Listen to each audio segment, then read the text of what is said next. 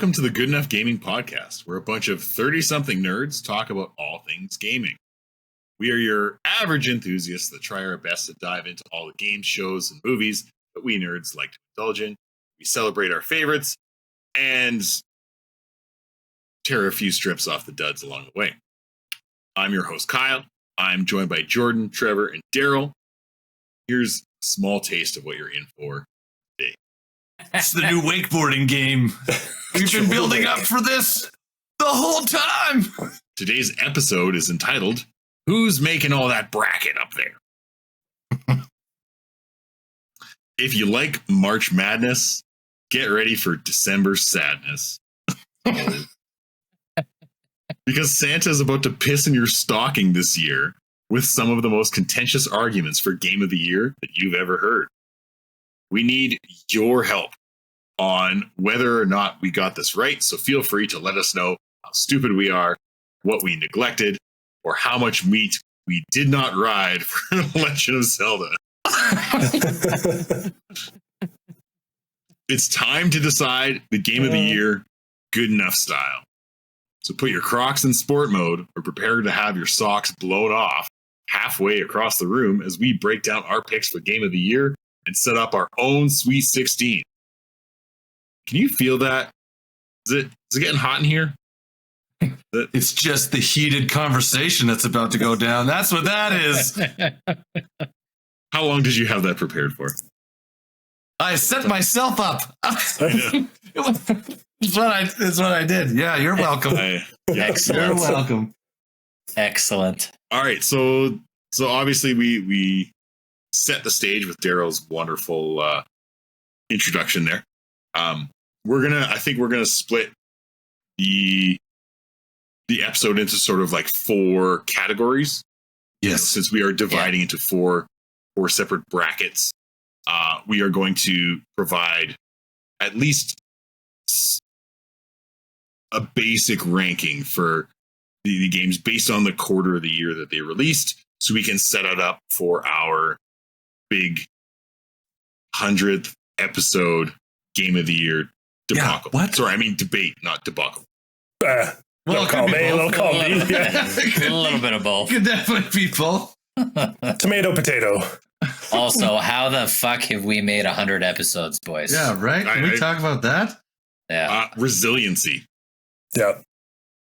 Resiliency could also just be refusing to take a hit.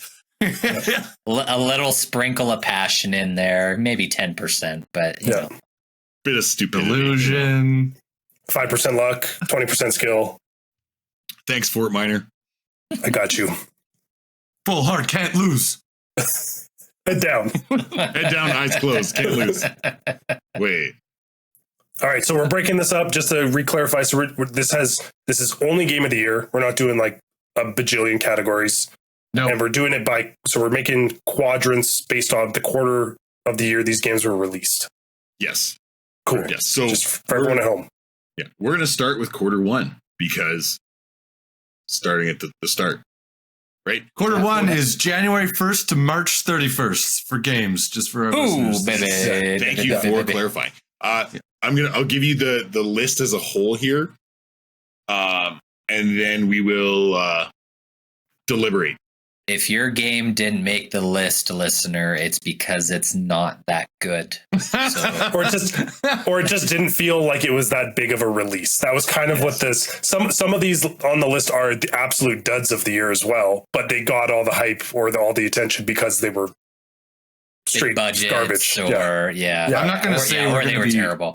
I'm not going to say we're going to be wrong or anything because we're definitely not going to be wrong. But if you don't just to preface, you guys, this is the good enough list. This isn't the official list. This is the good enough list. And if you have a strong case to make, maybe you can post about it or add a comment to fight Daryl in the comments. Yeah, let's go.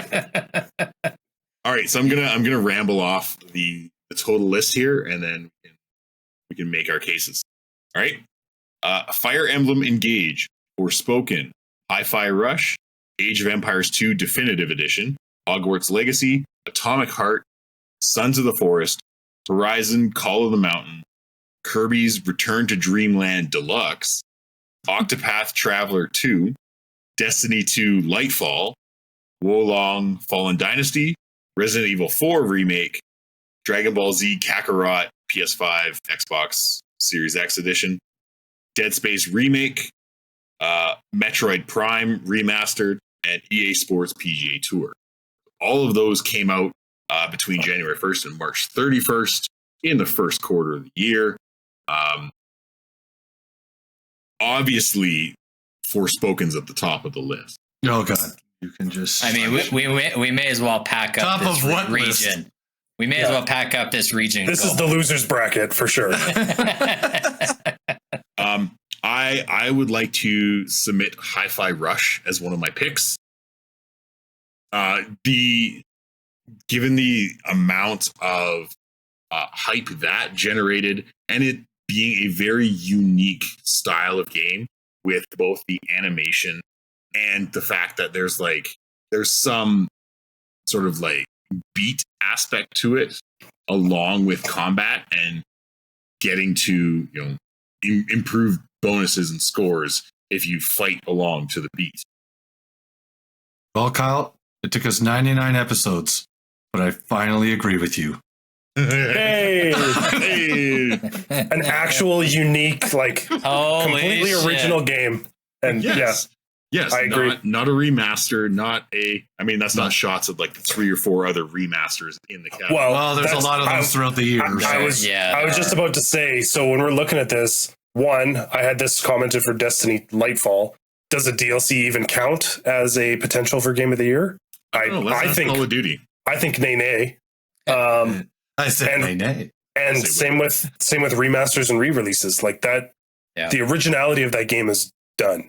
Yeah. I didn't pick any remasters or remakes until quarter 4.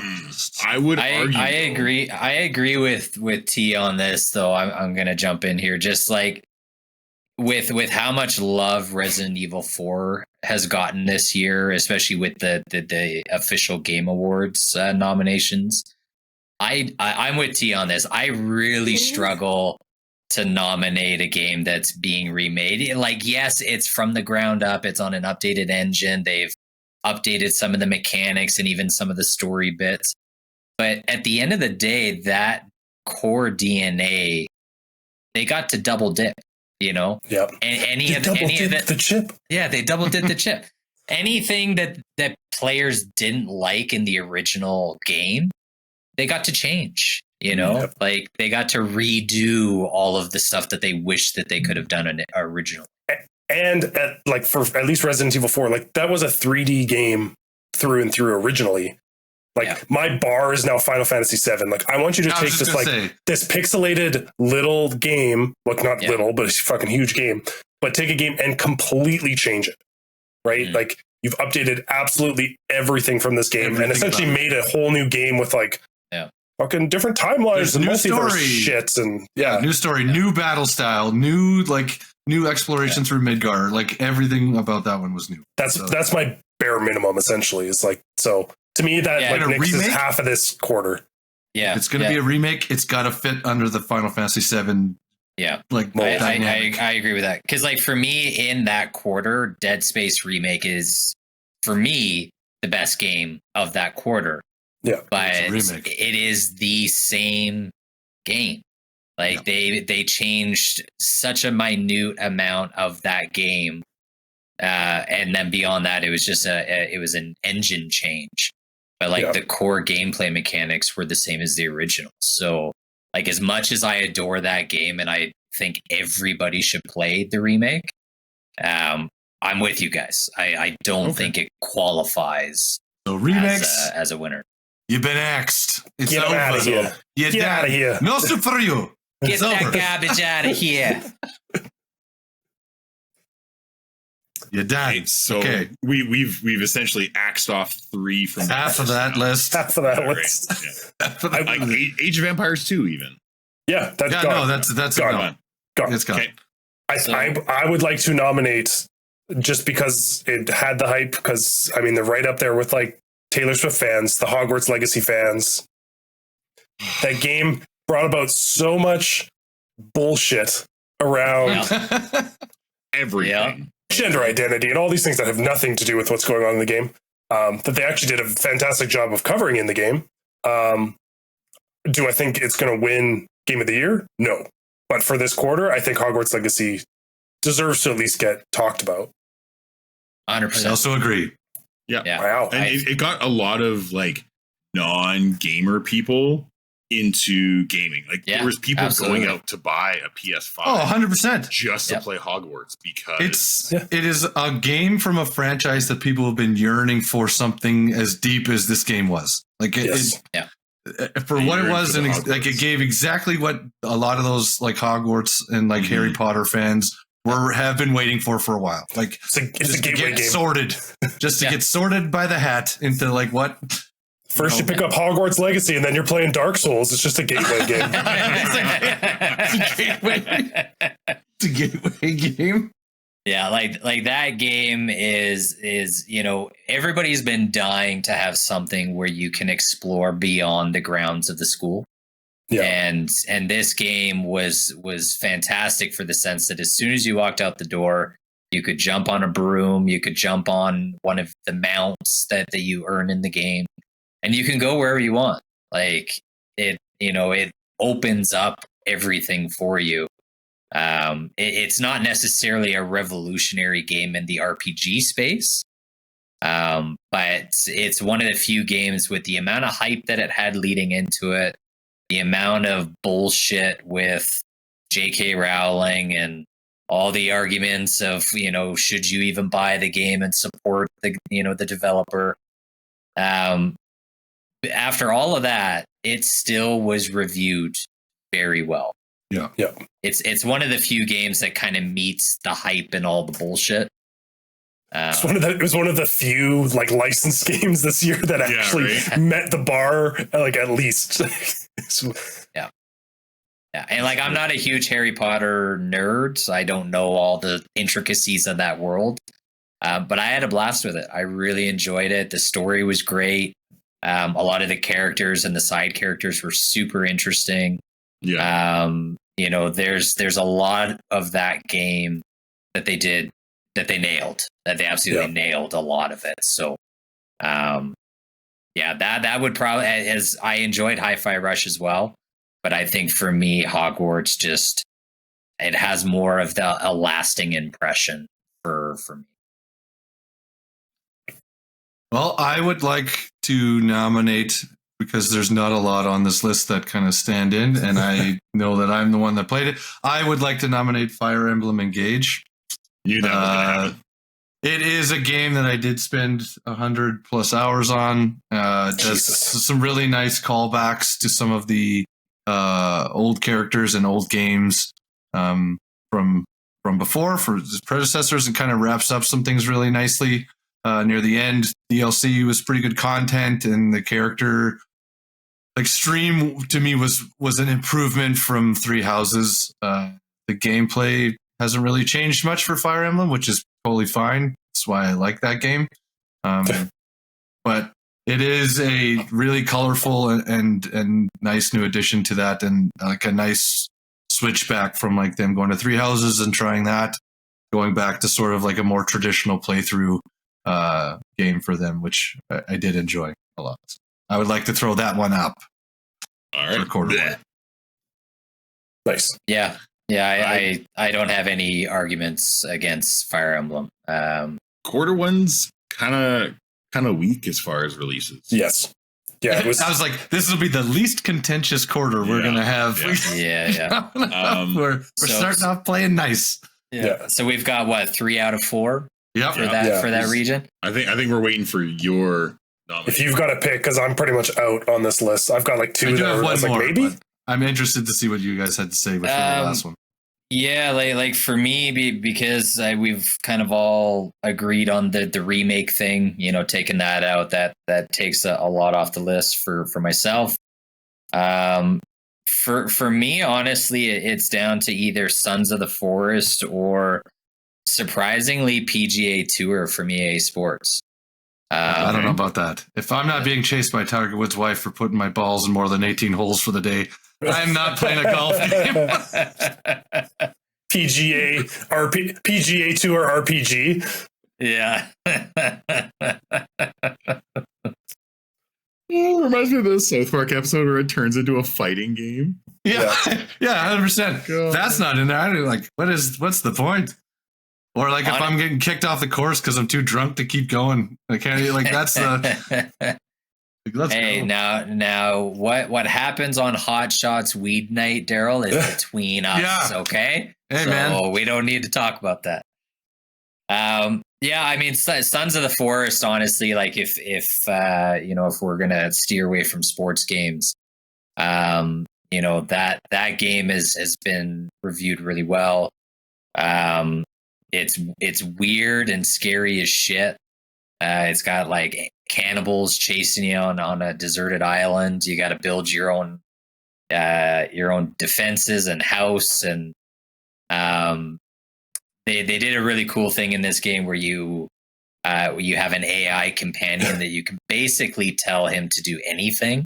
Mm-hmm. And I know when this game didn't always first work came 100%. yeah, when this game first came out, it went viral a few times for some of the weird shit that the AI guy ended up doing, Which was pretty funny. Yeah. But to me, that's virality. I think that would maybe lean that way. Yeah, like to me, that's one of those indie games that's going to have a very long shelf life. It might not ever hit like the peaks of hype. But 5-6 years from now, there's still going to be a pretty large player base playing that game, and and they're going to continue to update it with new content and everything like the else. Next Valheim. So, yeah. So like to me, I think it gets a bump up for that, for just the shelf life. What did everyone have for like the last one? Because my last one was Wolong Fallen Dynasty. Like that game was hard as shit, but it was like I had two Dark Souls-esque. So. Yeah. I honestly, I was lost. I had nothing. I was like, maybe Atomic Heart. I know that got a lot of. It was kind of in the middle. There was a lot of people like, this is great, and other people are like, this is just garbage.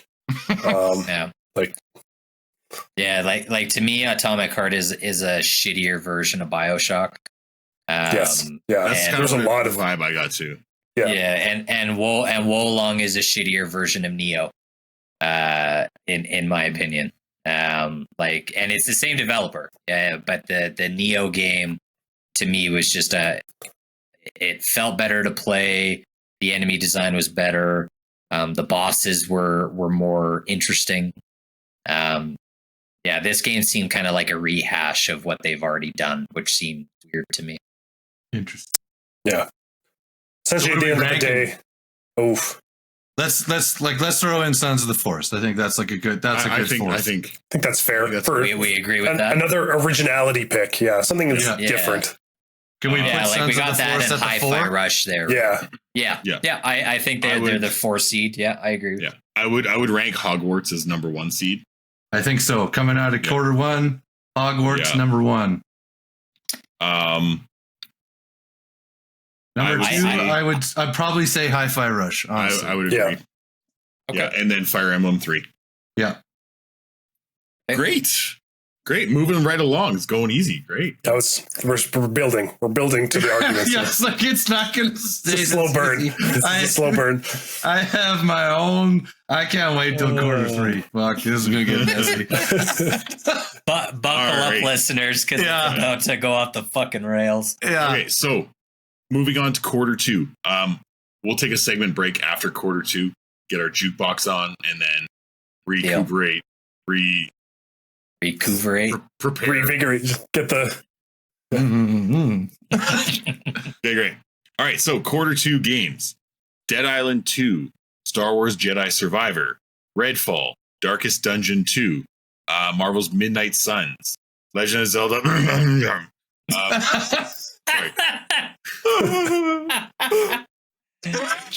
Legend of Zelda: Tears of the Fanboys, Humanity, Lord of the Rings: Gollum, Street Fighter 6, Diablo 4, F1 23, Crash Team Rumble, Final Fantasy 16, Bramble the Mountain King, and Lego 2K Drive were the most notable of releases.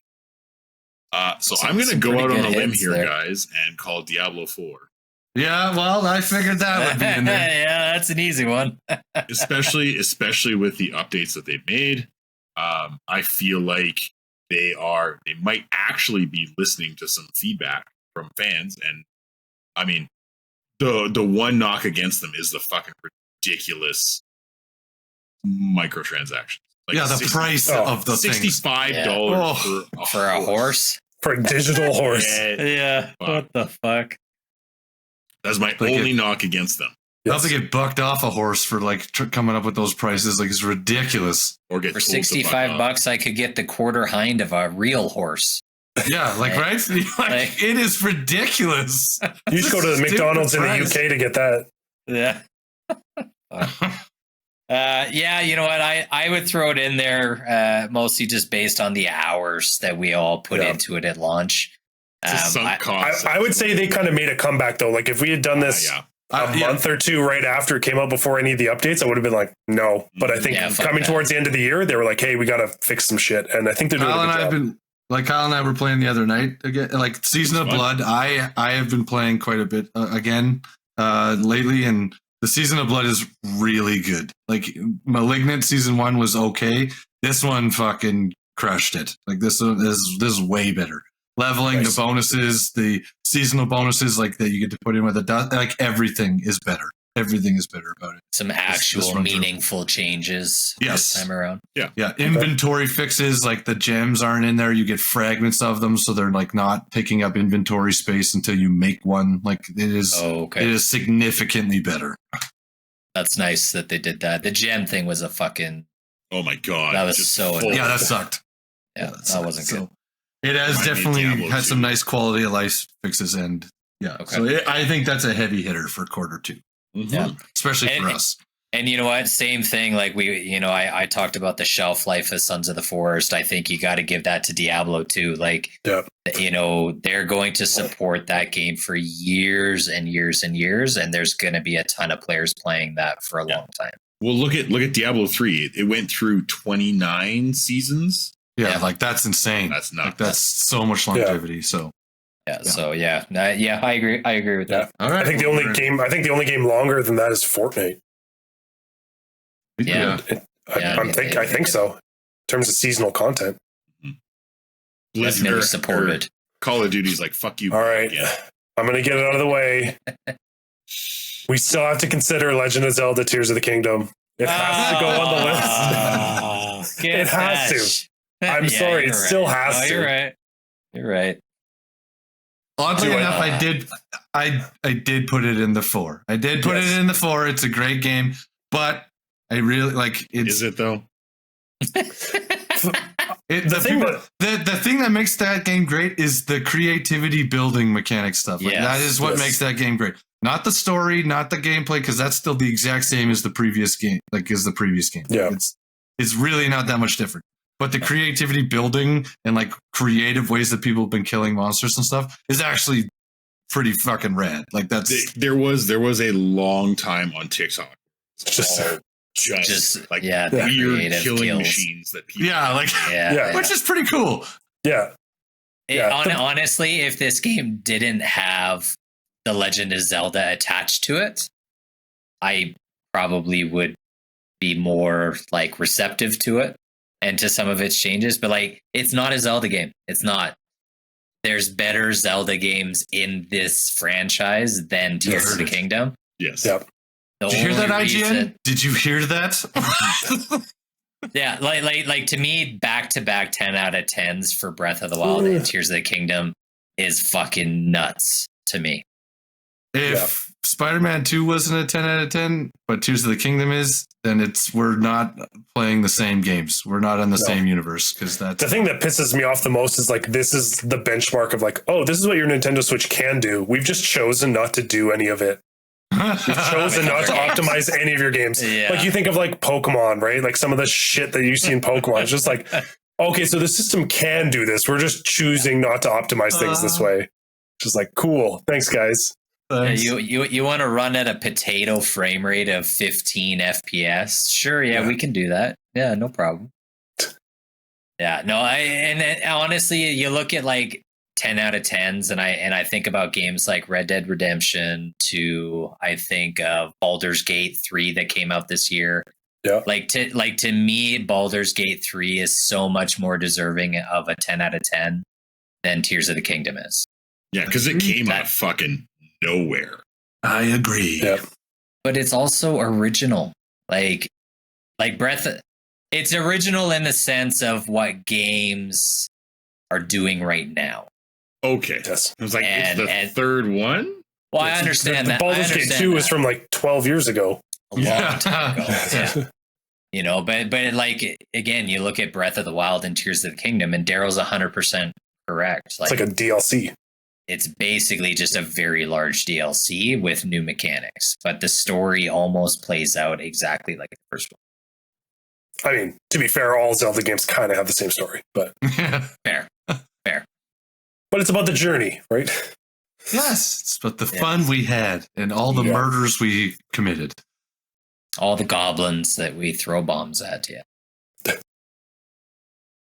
All right, so we got Diablo 4, we got Legend of Zelda.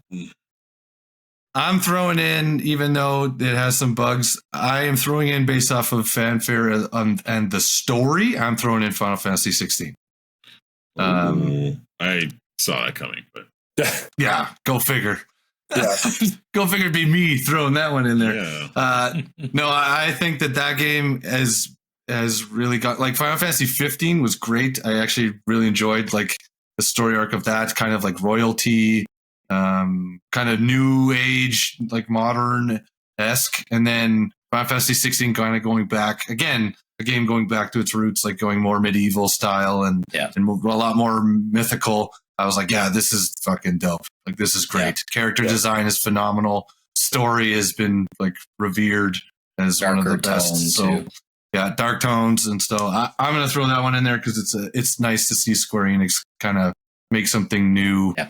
Again, they added some cool new stuff with like the summons and stuff this time too, didn't they? Yeah. Some of the summons fights are like pretty cool.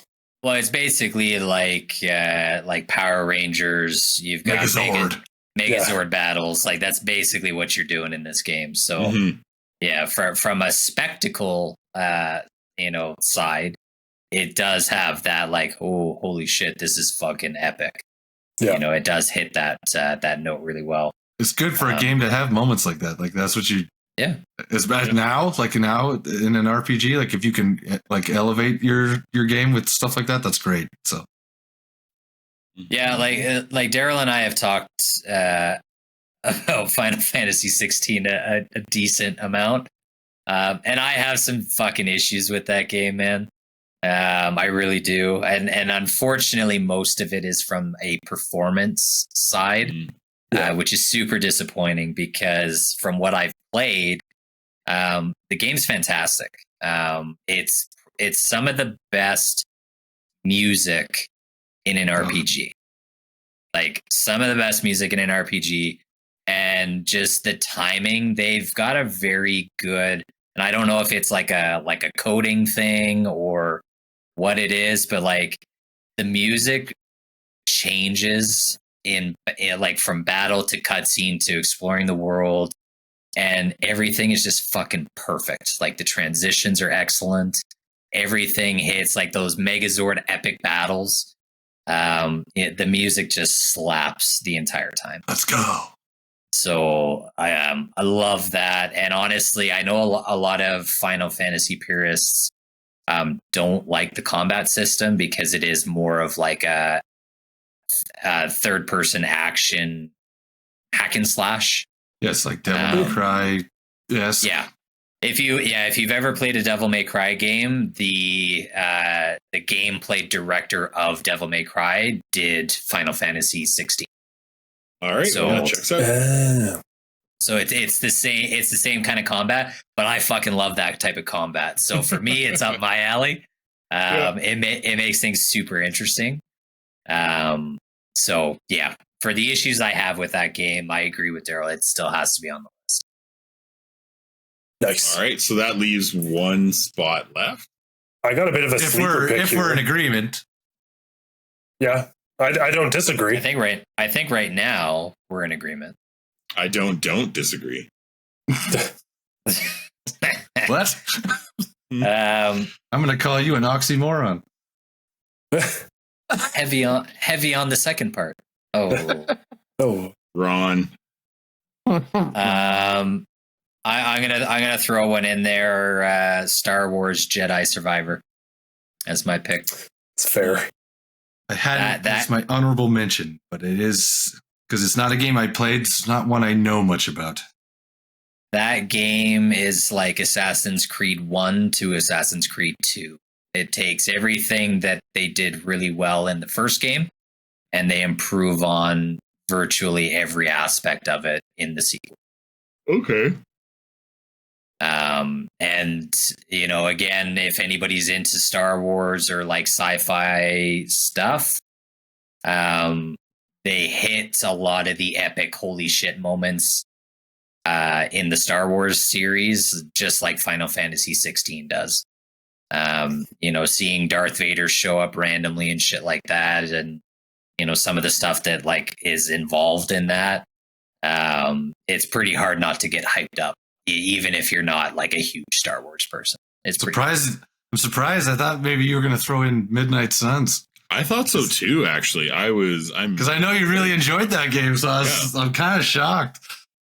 I adore that game. I got the platinum on that game as well. Yeah.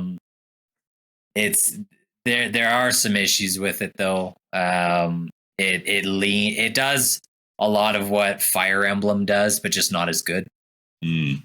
You know, they try to do like the relationshipy stuff, and like outside of battle, you're talking to a lot of people, trying to build up your, you know, your connection and shit like that. And like, it's cool every now and then, but yeah, if you compare it to Fire Emblem, which like Daryl can speak to more of this, I think they probably nail that aspect. They lean in hard on that stuff, like the support system and build up of support is a massive component of Fire Emblem. So yeah. Okay, Trev, did you have an alternative choice? I had a bit of a sleeper pick. Hearing Jordan talk about Star Wars, though, kind of makes me lean more towards Star Wars, but I was going to suggest Humanity. Because I don't know if you guys played it. I've played through quite a bit of it as like a unique, essentially it's like a unique modern version of Lemmings. With like a really weird kind of like, pretty much with like some weird kind of backstory in the background. That's you're like sending these people to the afterlife or some shit. Like it's kind of weird. But I would probably still agree with Jordan and say Jedi Survivor is above that. But if anyone's looking for a weird puzzle game to play, Humanity is strange and interesting and fun all at the same time. Yeah, like there's some great games in this quarter. I mean, you've got. We haven't even talked about Street Fighter 6. We haven't even like. I feel like Street Fighter 6 fell flat. They didn't really do anything new. No. Aside from the crazy character creator, right? Like that was kind of. It's just like the things that people were making were really good. Yes. Yeah.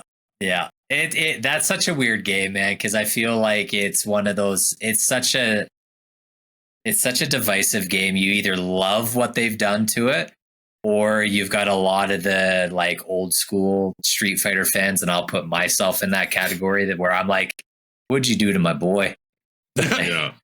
Like what happened to everyone's like super jacked, like kind of slow, but like it's just a Street Fighter game. Like to me, it doesn't have the same legs even as like Mortal Kombat to have like a story behind it, right? It's just like Ryu, lay off the roids, bro. Yeah, it's just like here's some people fighting.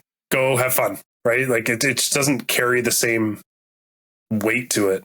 Yeah. It lacks the story that a lot of other fighting games have incorporated. Like Street Fighter has such a character-rich roster and like such a good roster of characters with great backstories and whatever. Yeah. And they've just strayed so far away from good stories within that group. And it's really starting to show. Yeah. You got to like go to the wiki page to like fucking read about the story. Yeah. It's like it's not even in the game. The manga and like the anime for Street Fighter is so rich and there's so many good stories in there. And none of that is translated into the games in recent years, which is such a shame. is like I could go back today and rewatch Street Fighter 2V, and like that animated series is still fucking so Awesome. good. It's awesome. so good. So yeah, no, Street Fighter makes me sad, man, honestly. It really does, especially with how good Mortal Kombat 1 is this year. Like, Yes. that makes Kyle, me sad. did you have any other ones in your for this quarter? Not really. Like for ones that I've played and I'm familiar with, I honestly feel like Diablo took all my time in this category, and Your time. all of our time. Hour. Yeah, hour. Yeah, I was like- collective time. Yeah. I have like 500 hours on Diablo 4. No. Yeah. Fuck. Between Jesus, that and Murphy MK1, Brown. like Yeah. your year is summed up in 2 games, basically. Yeah, well, yeah, it has been for the second half of the year. I basically played 2 games. Okay, then. So we've got our 4. We've got Star Wars Jedi Survivor. Yep. We've got Legend of Zelda. We have Diablo 4, and we have Final Fantasy 16. So let's put them 1 through 4. Yeah, I think Diablo 4 has got to be at the top. Fuck Number 1 that. for us, for sure. Fuck that. No. No way. Mm. Diablo No. 4 is number 1 in this group for us. What is number 1 in this group? What's number 1? What's your argument? What's your alternate argument then, Jordan? rebuttal, motherfucker? It's coming in as the 1 seed. It can still be upset by somebody, but it's coming in as the 1 seed. Okay. All right. We'll leave it. I love that we just Zelda verbally is 2. lambaste you. Yeah, I think Zelda probably. This is why has we got to to be bring too, back just- bullying, you guys. This is why we have to bring back bullying. Whatever happened yeah. to just telling somebody that they're an idiot? Yeah, we Zelda's need 2. more of that. Yeah, Zelda is 2. Zelda's 2. Yeah. I would argue Final Fantasy 16 is 3 and Jedi Survivor's 4. Just I'm fandom, okay with that. pure fandom. I agree with that. Yeah. Yeah, Okay I with agree. that. Well, that Yeah, was I agree with relatively that. painless. Again, For now. this is not the area of the episode I'm worried about. No. No. Okay. It's what's next that I'm worried about. Oh shit. Yeah, that is a big list. Yeah, So it is. before we jump into quarter 3, we're gonna try and calm and soothe ourselves. Maybe we're gonna take a trip to the jukebox and see what Trevor has in store for us. Good enough. Jukebox. All right. This week on the Jukebox, where we talk about all things video games and nerdy music. This is a game. I'm not sure if Jordan's brought this one up on the Treasure Trove, but I did find the soundtrack a while back and it's pretty good. Risk of Rain 2. Yeah. So if no one's played it, Risk of Rain 2 is it Hopu? Hopu Games? Hopu? Either way.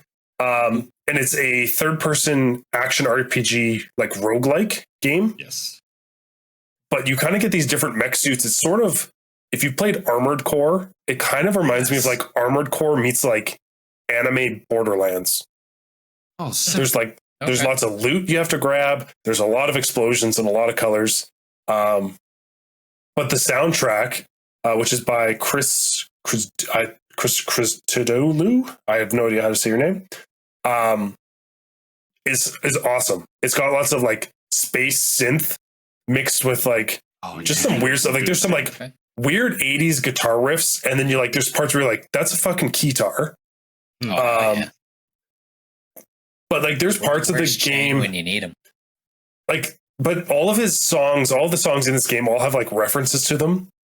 So there's one called The Rain, formerly known as Purple. Oh, yes. Yes. Or Awesome. Okay, I like it. You're going to need Chris a bigger Cthulhu, ukulele. whatever your name is, you win. You win. Yeah. Yeah. You need a pair of ukulele. You're going to need a bigger ukulele. Nocturnal Emission and a glacier. Nice. A glacier eventually farts. But they're all kind of hit different notes. Like there's one or two I'm like, oh, that sounds like Doom, kind of like Doom inspired, and some of them sound a bit more spacey. But overall, just a really good kind of interesting and out there soundtrack. Awesome. I played the shit out of the first game on Steam, and it's Risk of Rain 2 compared to the first one is a big transition as far as like gameplay as a whole. But better? I've seen a lot of people call it a 10 out of 10. Like they say it's been updated a bunch, and it's like it can get pretty like wacky frame rate crazy, but from what I've seen, it looks like a pretty good time. Now, how have I never heard of this game? Because I don't know. It sounds like up my alley. With you were like describing, and I was like, it came out in August of 2020, so it could have gotten lost in like pandemic bullshit. Very. And I'm not sure if it just released originally on Steam and then branched off. I'm not sure how they released it, but I think it just didn't get the same. It wasn't on the hype train. And August 2020, we were all just playing Warzone, staying inside. So fair. Yeah, I mean that definitely sounds fucking up my alley, though. Yeah. Mm-hmm. Adding it to the cart, Trevor. All right. Thank you, Trevor, for another great jukebox. So, what do you guys say we just pack it up and call it? Good. We'll just about to get to the good part. No, this is. I've been waiting for this part. We'll still be friends. So, moving on to quarter 3, which is July 1st to September 30th. Double Dragon. This list is much more extensive.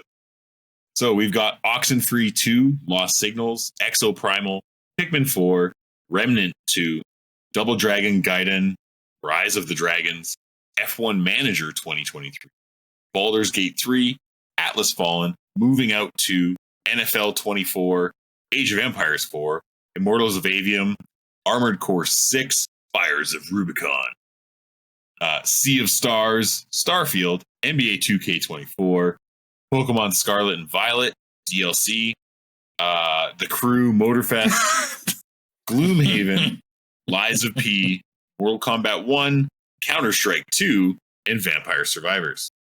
Good God, what a quarter. That's a huge quarter. It's that back to school. Yeah. It's the heavy hitters. Yeah. Man, oh man. So do I go first again? I don't give a shit. Yep, Go for it. Give us your take. This one was like a sleeper hit for me that came out of nowhere, and I couldn't stop playing, and I'm actually going to pick up the DLC pretty soon here, which is Remnant 2. Knew that was going to be your pick. Yeah, 100%. I didn't think I was going to like it, and I was like, okay, well, I'll split it and do like game share with my brother-in-law, Dean, and be like, well, we'll try it out and see. And then we played, and we played, and played, and I couldn't stop thinking about it. Yep. And then when that happens, my TikTok gets filled up. The algorithms find you. The algorithms find me and they just like lock on tight. Like the amount of secrets and like secret ways to do things in that game, and just even interactions with specific items on. It's wild how deep it went. And I was blown away. I didn't think I was going to enjoy it because I played the first one and really couldn't get into it. But this one, such a big improvement, had my attention. And this is one of the few games that, Baldur's Gate, we'll talk about that too, but 100% content at launch. No microtransactions, no filler. We talked about this already. Nothing. Like all killer, no filler. Yeah. You buy that game and you are good. Yeah. You don't have to spend another dime on it, and you've got dozens and many dozens hours. Of hours. Yes. Yeah. I don't think this game belongs in the top 4 of this quarter. I think that's bullshit. I don't think it belongs. That's bullshit. No way. All right. I don't think it belongs. As rebuttal, Daryl, what would you replace it with? State your case, motherfucker. Well, okay, can we just get out of the way that Baldur's Gate 3 is gonna let's get the easy one out. Like, let's are we get all the easy one out. Like, Baldur's Gate 3 is going in. That is a Game of the Year candidate. That is a number 1 seed. Star-studded, like that's in. So like, there's no argument. We can talk about it later, but I don't think we need to in depth. Don't need to waste time on it. No. It's an obvious.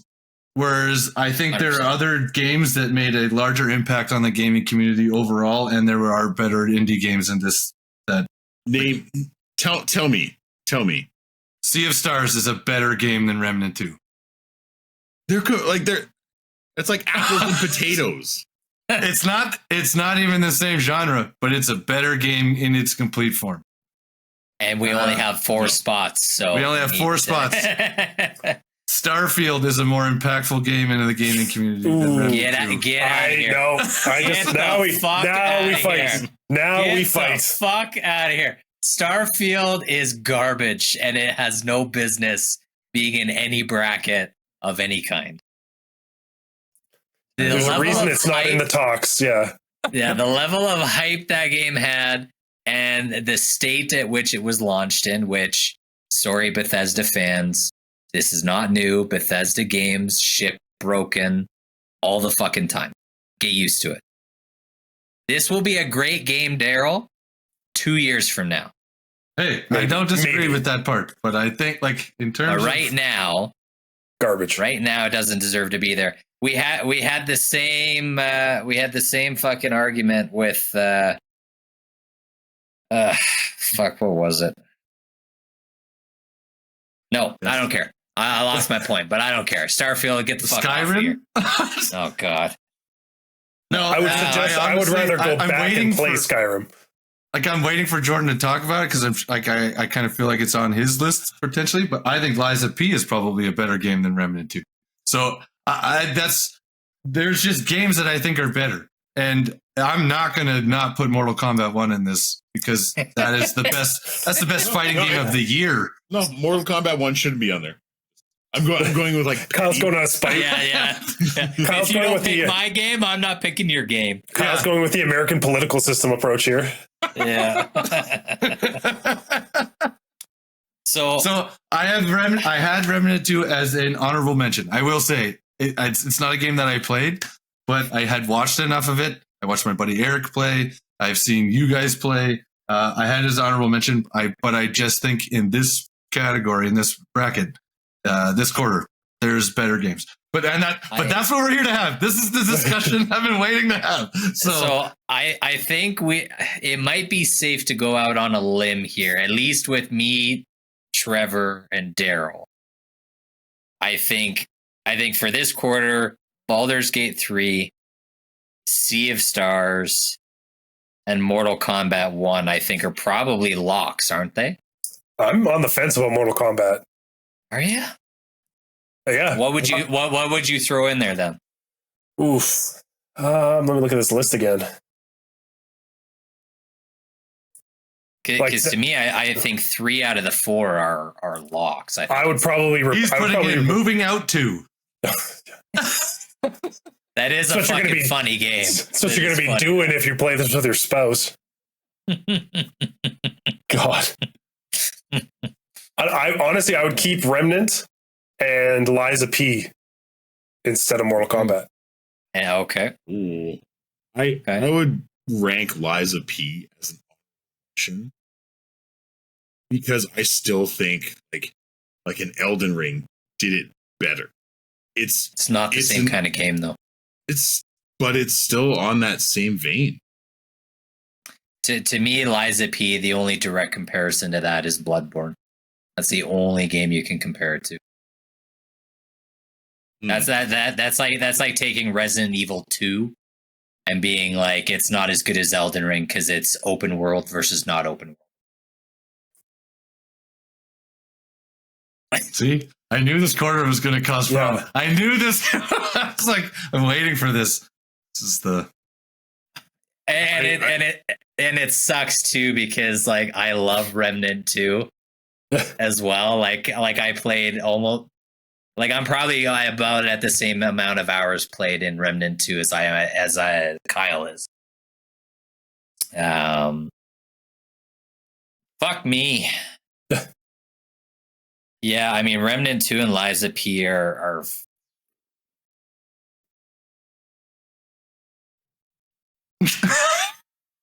It's like fear silence. Just staring at the list. If you're not watching this with video, Kyle is just sitting back with arms crossed, just in the most, just so upset right now.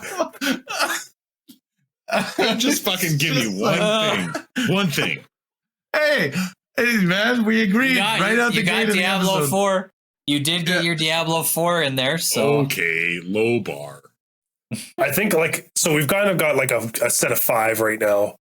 Yeah, I think we're down to 5. I was gonna say, I think the only other consideration would be what Armored Core out of this, and even then, I probably would still put it at the very bottom. I think Armored Core is like an honorable mention. I love that series came back and they did a really good job with that game. It looks really good. It flows really well. And it's nice to see a resurgence of Armored Core because, man, I remember playing that when I was a kid. So it's a very niche game, though. It is not a mainstream. It's not a mainstream title, and it's not meant to be either. I don't think. But yeah, no, I think Armored Core is an honorable mention. I think Vampire Survivors is like an indie game that kind of took over Twitch and Steam for a little bit there. Like, honestly, Vampire Survivors is probably an honorable mention as well. Except it was so broken and shitty. It's just one of those weird games. No, you're thinking Redfall. Oh, yeah, Redfall, right. yeah. Redfall's in the other category for later in this episode. No, Vampire Survivors was that top-down, like, 8-bit game. Oh, yes. Sorry, yeah. Yes, like Survivor IO. Yeah, same kind of thing.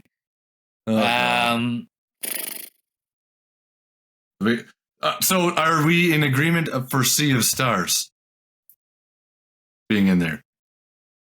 I think it has to be. So what's our top then? So we've got Baldur's Gate 3. Baldur's Gate 3 is number 1 and probably will be number 1 seed. But the other 4 that we're arguing about here: Sea of Stars, Mortal Kombat 1, Lies of P, Remnant 2. Let's see what you did there. Honestly, for me, Sea of Stars is a 2 seed. Like, that game is so good, and it's one of the few games that took a retro art style, but updated a ton of the mechanics to make it feel like a modern game. Yep. I just found it all so repetitive. But you're going to get a bit of not your style of game either. Yeah, you think every RPG is repetitive. Yeah. Yet he plays Diablo. But I would still say that's nothing. I would say Sea of Stars is still like bigger and more creative than, say, like the Mario RPG remake. Yes. Yeah. Right. Or especially like Octopath 2. Yep. Like, it's still on a whole other level. Yeah, to me, Sea of Stars versus Octopath, like, Sea of Stars is a substantially better game. And it's a completely different game than the other parts of their franchise, as we talked about in our earlier episode with Retro. It's like it's not even like the predecessor games that are connected to the same universe. Like, it's not even the same style. No. They went from a side scroller to a turn-based RPG. That's crazy. Okay, but hear me out on this one. Okay. NBA 2K24. Oh, get the fuck out of here. Get the fuck out of here. Here I am leaning in, being like, oh, he's got a really good Remnant point. Yeah. NBA 2K. I did have fun playing Exoprimal for a few hours with Jordan. Like, I did, like, that was a fun game, but that didn't have the legs. It did not have longevity, but like, oh god, killing droves of dinosaurs was pretty funny. I mean, I think we would be mistaken to not have a fighting game in the year. It's the best one of these. It's the most impactful. If that's the case, then I think, Jordan, you got to sacrifice your boy here. I think you got to give up your Lies of P. A better game than Remnant, though. That's what I'm saying. Because as good as Remnant is, it is purely from a gameplay standpoint. I don't know if, like, Kyle, I don't know if you can tell me what the narrative story of fucking Remnant 2 is. I sure as shit can't. That's the thing, though, is there's multiple. You make your own story. That's a choose your own adventure. There's an overarching fucking story to that world, but I mean, aside from the quick story mode of Mortal Kombat, though, I would argue that Mortal Kombat is no different than Call of Duty. You've got a somewhat short and, like, to the point story, and then it's just online seasons, and you're just doing the same thing over and over again. No, but like the thing with like Call of Duty is it's all online based. It's all like multiplayer. It's like 100% focused on that, where you can go in and play the rank stuff for Mortal Kombat and get the seasonal stuff as well. It's the new mode, that invasions thing, that makes the game super interesting. And it changes every season. Like the maps are different, even in the same areas. It's not even the same loadout of the map. Like it's not the same. Yes, it's a fighting game. It's repetitive. You have to fight things over and over. Yeah. But like you're focusing on using like a Pokemon system of changing your character choices because it has a different affinity. So it's forcing you to do other things in the rest of the game. Yeah. Which is I accept your argument. Yeah. Yeah. Let's make our final two here. Yeah. I agree with Daryl on that. The invasions mode is what elevates MK this year.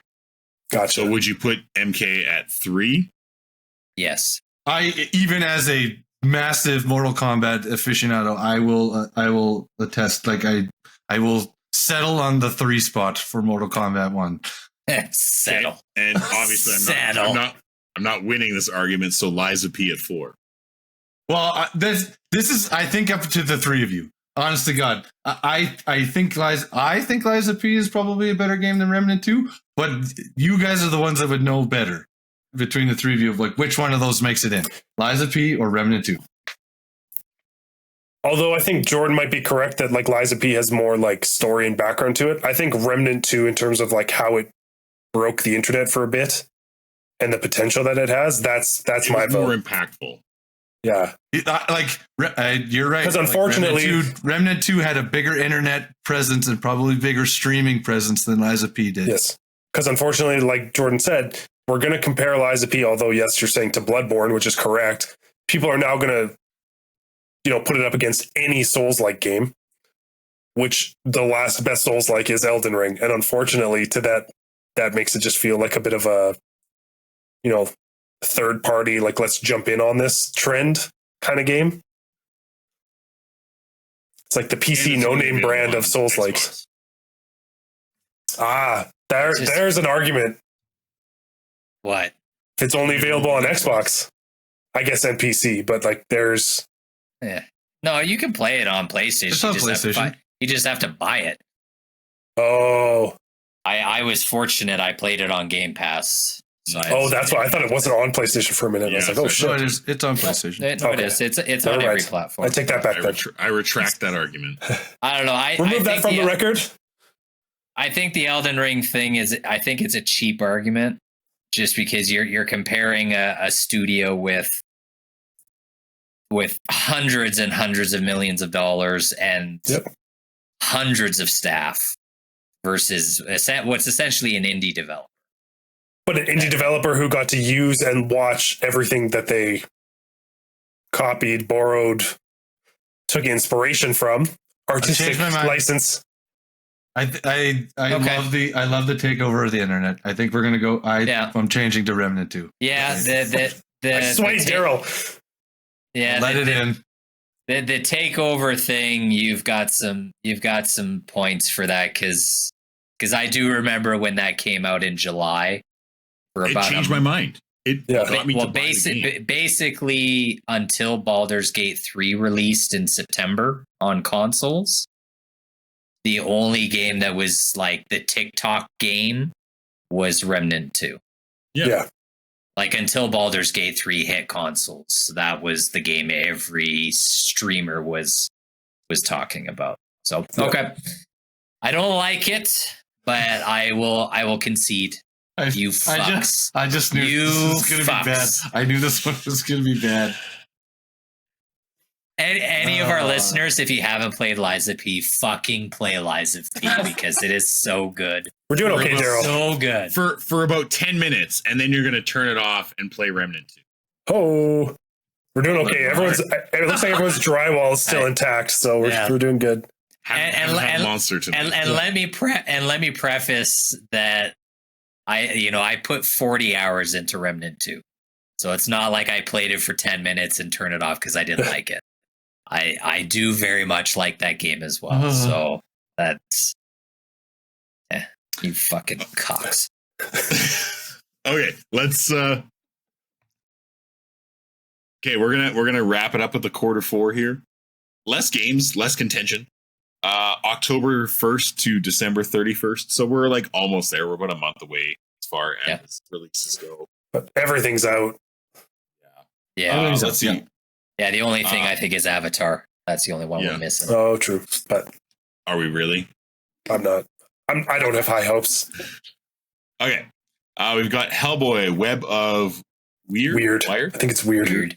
Weird. Assassin's Creed Mirage, NHL 24, Forza Motorsport, Lords of the Fallen, Sonic Superstars, Marvel's Spider-Man 2, Super Mario Brothers Wonder, Alan Wake 2, Call of Duty Modern Warfare 3. Oh yeah, number 1 seed for sure. Super Mario RPG Remake, which I think our remake conversation immediately cancels that one. Yeah. Dragon Quest Monsters, The Dark Prince, Avatar Frontiers of Pandora, Endless Dungeon, Lord of the Rings Return to Moria. Is that out? Yeah. Yes, it's out. Yeah, it's out. And Banishers Ghosts of New Eden. So and that game was actually delayed until Q2 of next year. Well, shit. Yeah. Okay. So that's off the list. I wasn't really planning on.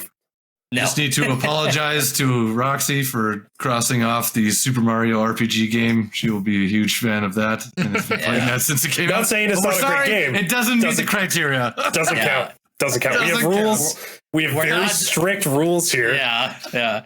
We're not saying it's not a good game. We're just saying it doesn't meet the criteria. It doesn't match. Yeah. It's great, but it's not good enough. Okay? Yeah. Now, I think there's 2 easy ones that are shoo-ins, isn't there? Yep. Yes. Like Spider-Man 2, 100%. Yep. That's a 1. Yep. That's a 1 seed. That is a 1 seed. Yep. It's a 1 seed. There's no way it's not. Alan Wake 2. Yeah. Alan Wake 2 is a absolute throw-in. Yeah. So that's a no-brainer. Spider-Man 2 is a fucking wicked game. And even though it kind of falls under the same sort of token as Legend of Zelda, which we threw in, you motherfuckers that complained about our Zelda hate. Yeah, fucking relax. We threw in. Like, as much as it has a lot of the same battle mechanics as the first Spider-Man game, and like the remaster version of it, expands the city, fast travel, new flight patterns, new battle components, story. Daryl, I think you need to slaps. I think you need to rephrase that. It is not fast travel. It is fucking instant travel. Yeah. Yeah. I don't know how they did that, but it is instant travel. It is super impressive. And you can pick wherever you want to travel too. It's not like specific points. I've noticed there's kind of hot spots where they'll kind of move you to like a specific zone. They're like, well, you're close enough. But it's like, I see what you did there, but still clever as shit. Like, it's so fast. Like, crazy, amazing. The story is chef's kiss, amazing. The thing that separates the argument, like Daryl kind of hinted at with the whole fucking Zelda horse shit, is the story in that game is the fucking same as Breath of the Wild. Spider-Man 1 and Spider-Man 2 are a vastly different narrative, and the story alone in Spider-Man 2 elevates that above. So good. Yeah. So good. Then you get emo Toby Maguire in there doing his little yes, Kyle. So good. Okay, so we've got Spider-Man 2 and Alan Wake 2. Yeah, Alan Wake also took the internet by storm there. Like, what? Yes. I was not expecting that at all. But what a good turnout for that game. What a cool universe, man. Like, they've thrown in Alan Wake and Control are in the same shared universe, which is fucking wild to me. Yeah. I'm very, very curious to see when those overlap, like a Control Alan Wake. Control the Wake. Combo. Isn't that what you do, is control Alan Wake? Sort of. Depends. I guess. A little bit. Just Control the Wake is just a boating sim. Yeah, I was going to be like, it's the new wakeboarding game. We've been building up for this the whole time. We finally got our Wave Racer sequel. Hell yeah. It's a spooky wakeboard. Yeah. Speaking of spin-offs, I would like to comment on the fact that Spider-Man 2 leaned heavy towards like, one, is Insomniac going to make a rhythm game? Yeah. And two, are they also going to make like a crouch-based shooter game? Because when you play as MJ, I was like, oh shit, they're making like a third person. Like, are they going to make like a new like Gears of War, like Insomniac Gears of War? Because that's what this feels like. Yeah. Yeah, they They were testing throwing some in facets. Yeah. Mm-hmm.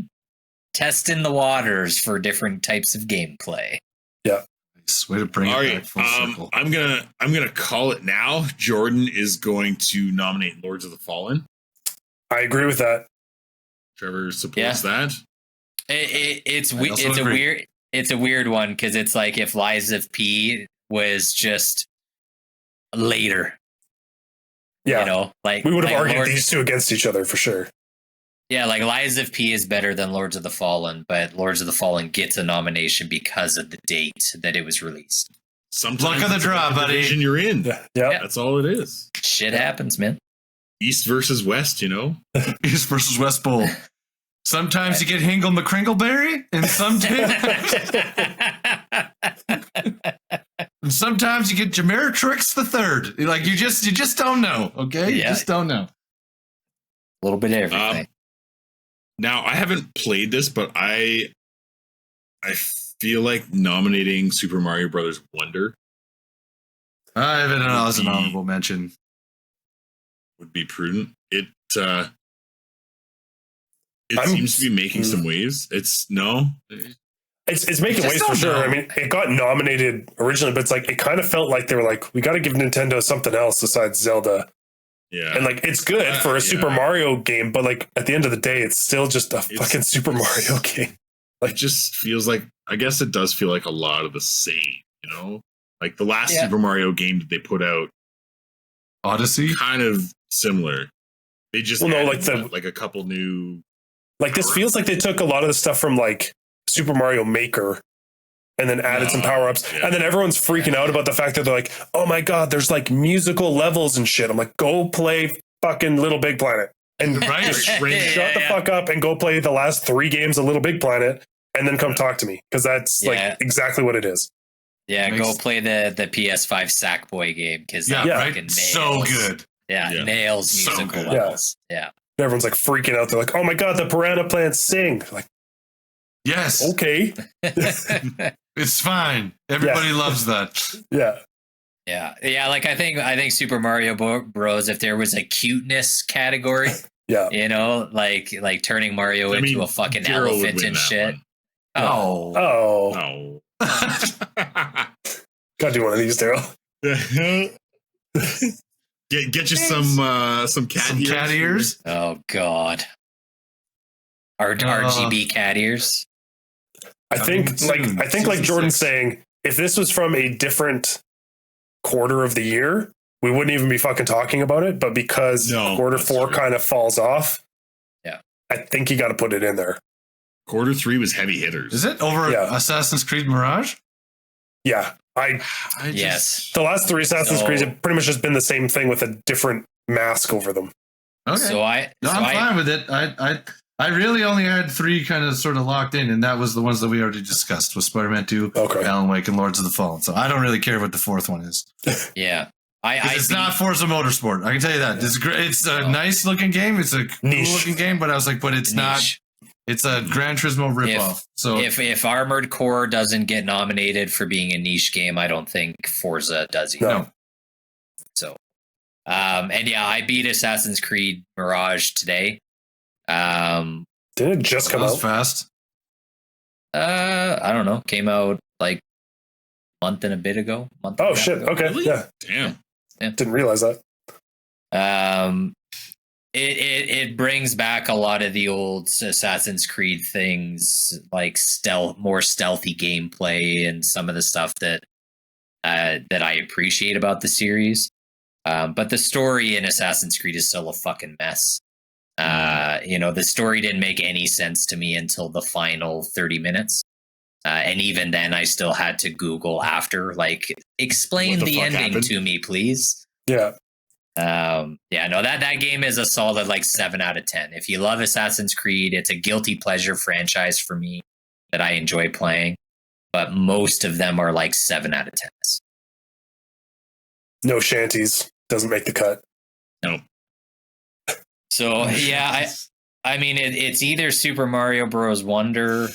I'm fine with it being that. Like, there's really I would throw Endless Dungeon in there just for some indie love, but it hasn't taken over taken over social media like some of the other indies have. No. Yeah. No. So yeah, I think Super Mario Bros. Just get it by just overbearing force. default. well played, Mario Nintendo. Bros. Well played. Yeah. Super Mario Bros. Wonder how it got in there. Nice. That's why they always release a game towards December, because they're like, nothing else is going to come out by then. Christmas hype. Everyone will buy this for Christmas. Yeah. They have to buy a hard. And guess what? game. We're not going to put it on sale, motherfuckers. Ever. Yeah. Maybe in 5 years you get $10 off. Yeah.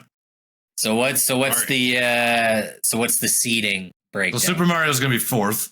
Yeah. Yeah. So that was like the Yeah. That's Lords- easy. Lords of the Fallen 3rd. Third. Yeah. Yep. Yeah. Alan And then- Wake 2. Yeah. And then Spider-Man. Spider-Man 1. Spider-Man. Okay. Yeah. I like that. So yeah, I think So the brackets have been set. I have been writing this down. brackets So- are set. So give Brackets is set. us quarter 1 through quarter 4. Give us a recap, Daryl. for So the quarter 1, the 1 seed is Hogwarts. Number 2 is Hi-Fi Rush. Number 3 is Fire Emblem Engage. Number 4 is Sons of the Force. Sons of the Force. Yep, I can barely read my own writing. Quarter 2. Didn't know you were a doctor. Yeah, quarter 2. Number 1 is Diablo 4. Number 2 is Legend of Zelda: Tears of the Kingdom. Number 3 is Final Fantasy 16. Number 4 is Star Wars Jedi Survivor. All right. Quarter 3 is Baldur's Gate, number 1. Yep. Number 2 is Sea of Stars. Number 3 is Mortal Kombat 1. Number 4 is Remnant 2. Or shit. Hey. And quarter 4, taking us home, number 1, Spider-Man 2. Number 2, Alan Wake 2. 3, Lords of the Fallen. And 4, Super Mario Wonder. And so that we're clear on how this works, for anybody that does not know March Madness, the 1 seeds go against the 4th seeds, and the 2nd seeds go against the 3rd seeds, as we decide who's going to make it all the way through to the final 4. Right. But before we go, there's one very important category that we have to at least That we're gonna Our favorites. we would be remiss if we didn't do this. Yes. we're gonna set the stage for what has been dubbed the dumpster fire category. These are the worst of the worst. Your nominations. Yes. So the 6 nominations that we have for this year's dumpster fire. Way more than award. 6. Oh, there's more than 6. now. There's more than 6. Oh boy. We've added to the list. Boy, I need the updated copy. What I get for Some last minute submissions There we by the go. voters have all right. it increased the category. Oh boy. Okay, we're up to that's quite a few. Okay. All right. Our dumpster fire category nominees. Are we picking a top 4 here, or are we just going all? I think I we're think going all you just get to name all of them. Yeah, they all fucking suck. Dumpster fire. You're not nominees. first, you're last, and these guys are all last. very, very last. Yes. Yes. So we have Forspoken, Valheim, Overwatch 2, absolutely, Redfall, Immortals of Avium, Yeah. Call of Duty, Modern Warfare 3, Sorry, Lord of the Kenton. Rings, Gollum, the latest Walking Dead dumpster fire, and King Kong Skull Island. Oh man, I want to play that game. Dumpster fire!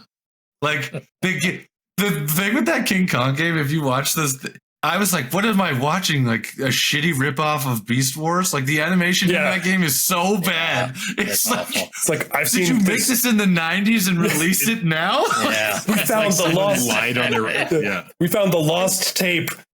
Yeah. Like, The Atari it's made on a cartridge floppy of disk. ET. Yeah. Yeah. Found the floppy disk in the back. The thing Yeah. thing that killed me about that game when they were showing video was there was a cut scene where they took The a still still. image? They take a still image as part of a moving cutscene. It's like Kyle. It's like someone badly photoshopping just like a picture over someone's face. Yeah, If you awful. Google it, it's hilarious. Oh, Yeah. God. So I can't imagine. I want to see stuff from The Walking Dead made by the same people. I can't imagine it's any better. It's got to just be awful. Is it a satire of how shitty the game is? Like I'm so confused. Like It feels like some licensing rights, like semi-side advertising thing. And I don't know if it was just like, we want a mobile game, like, and they just couldn't make up their minds and it just turned into developmental hell or something, but they're so bad. bizarre. All So I know bizarre. is the Kong game, the developers came out to try and like deflect the blame. And they were like, listen, guys, the publishers gave us less than a year to develop the game.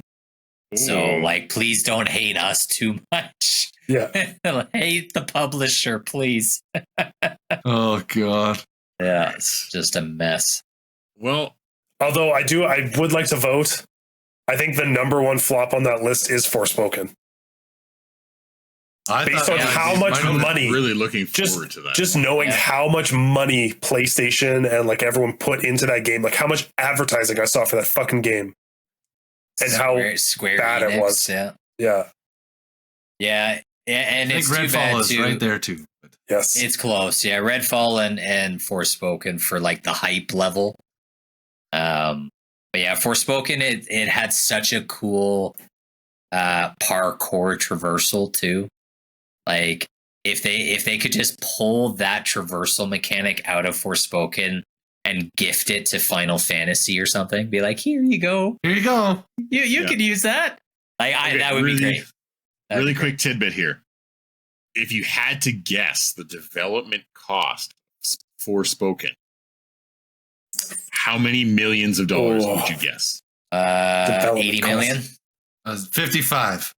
I'm gonna say like 120. 100 million. Ooh. Yeah. Yeah. Wild. And I think they only made back like 10.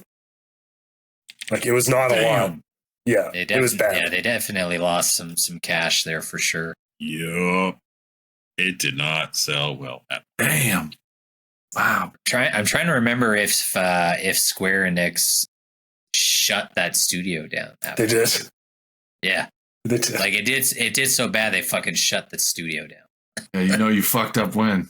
Yeah. Man, oh man. Oh boy. All right. Okay. Well, I'm glad we finished with the dumpster fire to end this off. Again, thanks for sticking with us this whole thing, folks. This was a lengthy debate. Daryl Ward. Did you get that shirt specifically made for this? For this episode. Fuck. Ugh. All right. Now, Kyle, Part two. let our listeners know what we have in store for them next episode.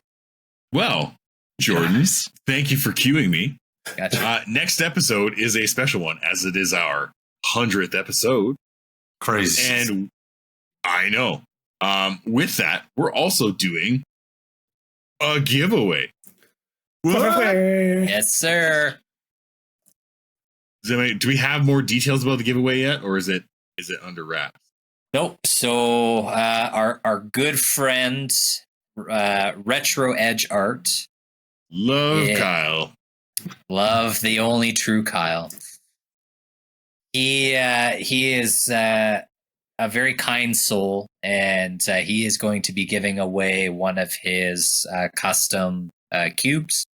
If for our listeners, if you've never seen them, check out Retro Edge Art on Instagram or his store on Etsy. See He below. makes incredible stuff. Very, very cool. For our 100th episode, anybody that wins, Kyle's showing off one It's of hard. them right So now. much glare. So shiny and clear. Yeah. You're talking about my head or the cube? Both. Yes. Both. Yes. The winner of our giveaway is going to be able to go to Retro's storefront and pick whatever cube they want. Whatever one. That's amazing. Yeah. He's Don't miss got out. dozens and dozens of options. So yeah, whatever you want, he will make it custom built, fresh out of the box for you. Or in the box. Or in the box. So huge shout out to Retro Reg. Thanks, buddy. We love you. Listeners, check his stuff out. Definitely worth it. And tune in next week for our Part 2. Season finale, part 2, where that's how official we are. Yes. Totally official. Thanks for arguing with me tonight, boys. It's only going to get worse. Next week it's going to get heated. Now we have to pick winners between the games that we agreed belong here. And I can tell you, this is not going to be easy. No. We can't do this in person. Otherwise, there's going to be some damage. Somebody's going to catch some hands. Yeah. What a good fucking year it's been for games. Going through that list, there's some bangers that came. Probably one of the best years for like the best highs, but also hilariously for like the worst of the worst. The highest of highs, but the lowest of lows. Yeah. Oh, God. All right. Well, we'll see you next week, folks. Keep it good enough. Good enough. Toodaloo. Good enough. Good enough. Thanks for tuning in to this week's episode. Make sure to follow us on Instagram, TikTok, and YouTube for more content. We also invite you to write an email or join us on Discord to talk about anything from our episodes or something else you would like to discuss in the future. Please subscribe to the Good Enough Gaming podcast on Spotify, Apple Podcasts, or wherever else you listen to your podcasts. And remember, we might not be great, but we are good enough.